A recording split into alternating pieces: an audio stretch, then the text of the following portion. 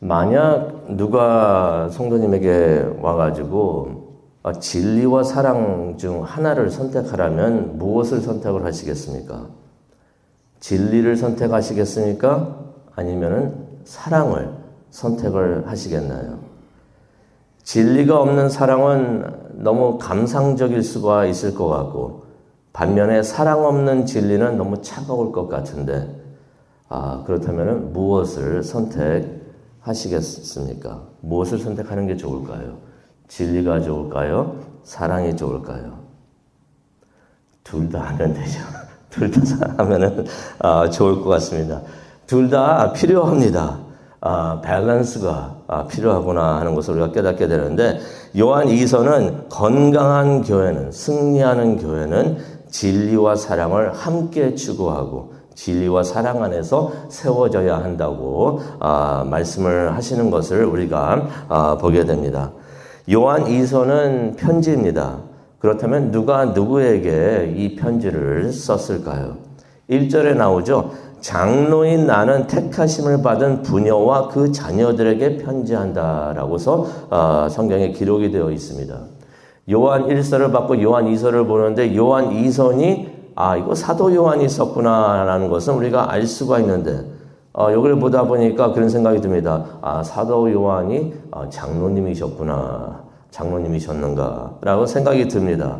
근데 이게 맞기도 하고 틀리기도 하는데요. 요즘 교회의 장로님은 아니십니다. 하지만 당시의 장로라고 하는 것은 쉽게 생각하면 요즘의 목사님이 됩니다.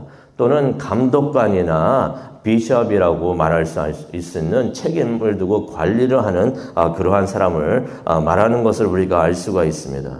그렇다면 택하심을 받은 부녀와 그의 자녀들은 누구인가? 한 특정 여인과 그 여인의 자녀라고 보는 사람들도 있지만은 교회와 교인들을 의미하고 있구나 하는 것을 우리가 그것이 맞지 않는가 이렇게 생각이 듭니다. 요한이 교회와 교인들에게 말씀을 주는 그러한 편지구나라고 우리가 생각을 할 수가 있는데, 몇 가지를 얘기하고 있는 것을 우리가 한번 보기를 원합니다. 첫 번째는 1절부터 4절까지의 내용이 되겠는데요. 진리를 행하라라는 가르침을 줍니다. 진리를 행하라. 요한이 요한 2서를 시작을 하면서 계속해서 읽으시면서, 지금도 읽으시면서 보셨겠지만 진리를 계속해서 언급을 하십니다. 같은 단어가 계속해서 언급이 된다는 것은 그걸 강조하기 위한 것이라는 걸 알 수가 있죠. 계속해서 진리를 말하고 있는데요. 1절을 보니까 진리를 아는 모든 사람이 당신을 사랑한다. 2절을 보니까 진리가 우리 안에 거하고 영원히 함께 있을 것이다 라고 말을 합니다. 그러면서 이제 전형적인 편지 인사가 나오는데요. 은혜와 긍휼과 평강이 있기를 원한다라고 말을 합니다. 은혜와 긍휼과 평강, 이거는 바울 서신에서도 우리가 볼 수 있는 거지만은 이 순서가 바뀌면 안 돼요. 바울도 그래서 항상 이 순서대로 말을 하는데, 그 순서가 어떻겠습니까? 쉽게 말하면은 주의 은혜로 우리가 죄의 용서를 받고 하나님의 평강을 얻는다라는 의미가 있습니다. 그러한 전형적인 편지 인사를 축복을 하는 것을 보면서도 3절에 보니까 또 진리가 나옵니다. 진리와 사랑 가운데 그리스도께서 우리와 함께 하실 것이다. 진리가 또 나오고, 4절을 보니까 교인들이 하나님의 계명대로 진리를 행하는 것을 보고 내가 매우 기뻐한다. 계속해서 진리를 말하고 있습니다. 여기서 말하는 진리는 하나님의 말씀을 말하는 거죠. 진리를 말한다. 그러면서 요한이 말을 합니다. 진리는 행하는 것이다 라고 말을 합니다. 하나님의 말씀은 아는 게 아니라는 것입니다. 행하는 것이라는 것입니다. 하나님의 말씀은 지식이 아니라 삶이 되어야 된다고 가르치고 있는 것입니다. 성경을 읽고 묵상하고 참 중요합니다. 하지만은 가장 중요한 것은 마지막에 실천하는 것, 그대로 행하는 것, 삶이 되게 하는 것. 그래서 우리가 말만 하고 행함이 없으면은 거짓말쟁이가 된다라고서 요한 1서에서도 말을 하고 있습니다. 이것이 우리의 기도가 되기를 원합니다. 하나님의 말씀대로 삶으로 살아가게 하여 주옵소서. 21일 기도와 금식을 하면서 이런 기도를 하나님께 올려드리는 우리 모두가 되었으면 참 좋겠습니다. 두 번째로 사랑을 실천하라. 5절과 6절에 말을 하고 있습니다. 5절을 보니까 부녀여 내가 이제 내게 구하노니 서로 사랑하자. 어떤 사람들은 이렇게 생각을 합니다. 아이고 사랑하는 게 그게 마음대로 됩니까?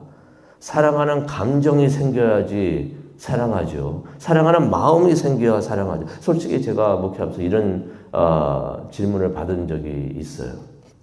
저 사람은 목사님 다른 사람은 다 가능한데 저 사람은 안 돼요. 동부에 있을 때 어느 여자 집사님이 그런 말씀 하시더라고요. 저 사람은 안 돼요. 도저히 사랑하는 마음이 안 생겨요. 마음이 없는데 어떻게 저 사람을 사랑할 수가 있겠습니까? 우리가 이성 간의 사랑을 얘기하고 친구 간의 사랑을 이야기한다면 그럴 수도 있습니다. 그런데 요한이 말하고 있는 서로 사랑하자라고 말하는 것은 아가페 사랑인 것이에요. 하나님의 사랑. 하나님이 우리를 사랑하신 것 같이 우리를 사랑하라라고 말씀을 하셨는데 우리가 하나님의 사랑을 받았는데 요한이 서로 사랑하자 원본을 보게 되면 아가페 사랑을 말하는 하나님이 주신 그 사랑으로 사랑하자라고 말을 하고 있는 것을 우리가 보게 됩니다. 그러면서 6절을 보게 되면 그 사랑은 하나님의 계명이다라고 내용을 6절을 통해서 말을 해주고 있습니다. 그러니 서로 사랑하라라고 말씀하시는 하나님께서 말씀하시는 것은 우리가 느껴야 되는 감정을 말씀하시는 게 아니라 순종해야 되는 하나님의 말씀이구나.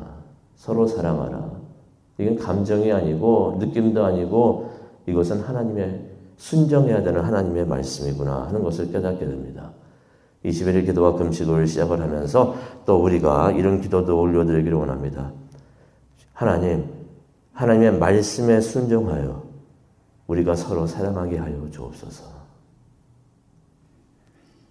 세 번째로 7절과 11절에 나오는 내용이 되겠습니다. 진리를 지키라.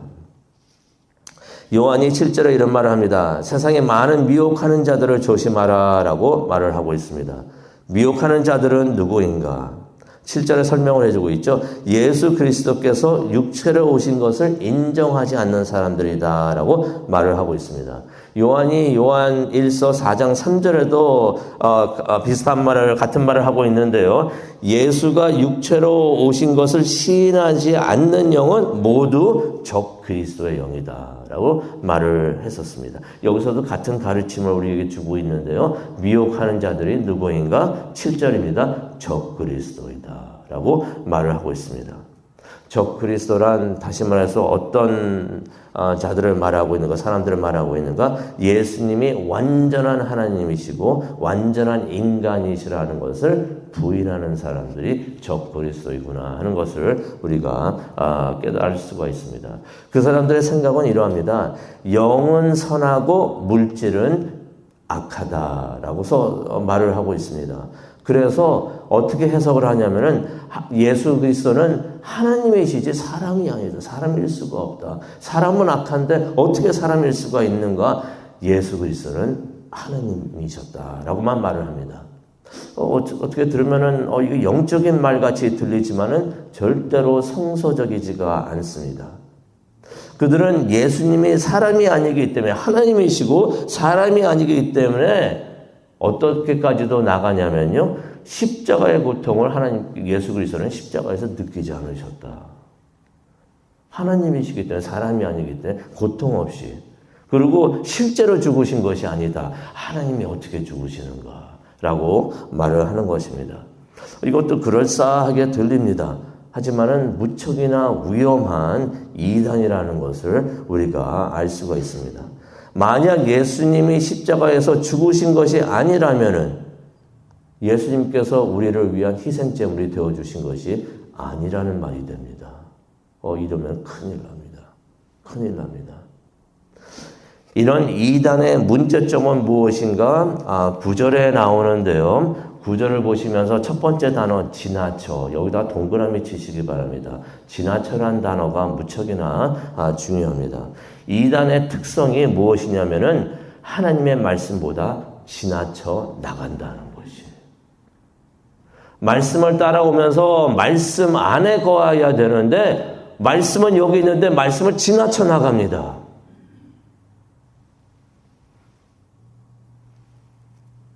우리가 말씀 안에 거하면서 말씀에 순종해야 되는데 우리가 말씀을 지나쳐서 나아가면은 너무 나간 게 되는 것이에요. 너무 나갑니다. 이것을 우리가 진보적인 성서 해석이라고도 우리가 볼 수가 있죠. 너무 나가는 거예요. 그런 사람들의 삶에는 말씀에 순종함이 없습니다. 이전에 그 몰몬교 TV 광고를 요즘엔 TV를 잘 안 봐서 이게 나오는지를 솔직히 모르겠어요. 하지만은 이전에 몰몬교 TV 광고가 한때 TV에서 많이 나왔던 적이 있습니다. 굉장히 아름다운 이야기를 드라마같이 보여줘요. 좀 길게 광고를 하면서 보여줍니다. 예를 들어서 아버지가 딸에게 자전거를 타는 것을 가르쳐주고 뭐 보면은 이게 참 좋다라는 느낌이 들 수 있는 장면을 보여줘요. 그런 다음에 예수님의 사랑을 말하는 것 같으면서 성경이 딱 보여져요. 딱 보여주는데 그게 끝인가 싶더니 성경이 갑자기 싹 사라지고 몰몬경이 딱 나옵니다. 그런 몰몬교 TV 광고가 많이 나왔던 것을 제가 기억을 하는데 암시적인 의미가 있죠. 그 광고가 보여주는 의미가 있습니다. 성경도 중요한데 성경은 완전하지가 못하다는 것이, 부족하다는 것입니다. 그래서 몰몬경이 추가가 되면서 이게 완전하다는 것이, 이게 모든 것을 이루고 이게 성경에 부족한 것을 다 이룬다, 완성을 한다라는 그러한 의미를 전달하고 있는 것입니다. 그 사람들은 성경이 아니에요. 하나님의 말씀을 생각하면서 성경이 아니라 몰몬경을 순종하고 지키는 것을 우리가 보게 됩니다. 요한이 9절에 이런 말을 하죠. 성경을 벗어난 자 안에는 하나님이 안 계신다라는 말씀을 하고 있습니다. 요한이 10절에 이런 말을 합니다. 이런 사람들은 집에 들이지도 말아라. 여기서 말하고 있는 집은 교회가 되겠죠. 교회에 들이지도 말아라. 거짓 교사들이 교회에 들어오면은 교회에 큰 문제가 생깁니다. 이게 하나님의 말씀인데 왜 이거대로 안 하냐고. 진짜는 하나님의 말씀이 아닌데. 하나님의 예수 그리스도가 하나님이시지 사람이 아니라고 그런 말을 하면서. 교회에 큰 문제가 일어날 수 있으니 그런 사람들은 아예 받아들이지도 말아라 라고 말을 하는 것입니다. 잘못된 가르침, 이단까지도 받아들이는 것은 사랑이 아니라고 요한이 하고 있습니다. 서로 사랑하라 하면서 이단은 배제해라 라고 말을 하는 것을 우리가 보게 됩니다. 10절을 보니까 집에 교회에 들이지 말라고 하면서 무슨 말까지 합니다? 무슨 말까지 합니까? 그들과는 인사도 하지 말라 라고 말을 하고 있습니다. 인사도 하지 말라는 거 너무 불친절한 것이 아닌가라고 생각이 드는데요. 11절에 분명히 말을 하고 있죠. 그들에게 인사도 하지 말라는 말은 그들이 하는 일에 동참하는 일이 되기 때문에 동참하지 말아라 라고 말을 하는 것을 우리가 알 수가 있습니다. 적 그리스도는 조금의 틈도 주면 안 된다라고 하는 것을 우리가 보게 됩니다. 그 이단 같은 사람들이 집에도 잘 찾아옵니다. 이렇게 하는 것은 너무 심하게 하는 것 아닌가라고 생각이 들지만은 성경에서 말씀하고 있습니다. 집에 들이지도 말고 인사도 하지 말아라. 영적 분별력이 우리가 필요한데 영적 분별력은 불친절한 것이 아니라 하나님께 신실하는 것이 영적 분별력이구나 하는 것을 우리가 깨닫게 됩니다. 우리가 이것을 가지고 또 기도하는 우리 모두가 되기를 원하는데요.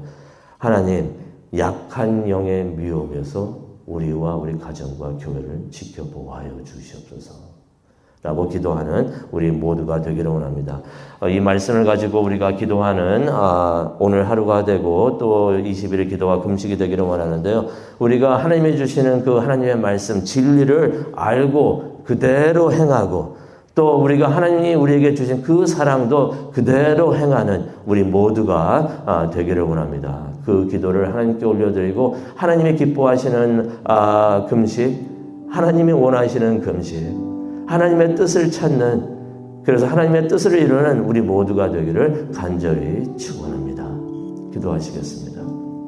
하나님, 21일 기도와 금식을 하면서 하나님 앞에 나옵니다. 내가 원하는 기도, 내가 원하는 것을 하나님께 구하는 것이 아니라 하나님의 뜻을, 하나님의 말씀을 우리가 듣기를 원합니다. 말씀을 통하여 우리가 바로 서게 하여 주시옵시고 매일매일 하나님이 주시는 그 말씀 감사히 받으면서 그 말씀을 아는 것으로 끝나는 게 아니라 행하는 우리 모두가 되고 하나님이 주신 그 사랑도 그대로 행하는 우리 모두가 되게 하여 주시옵소서. 감사합니다. 예수님의 이름으로 기도합니다. 아멘.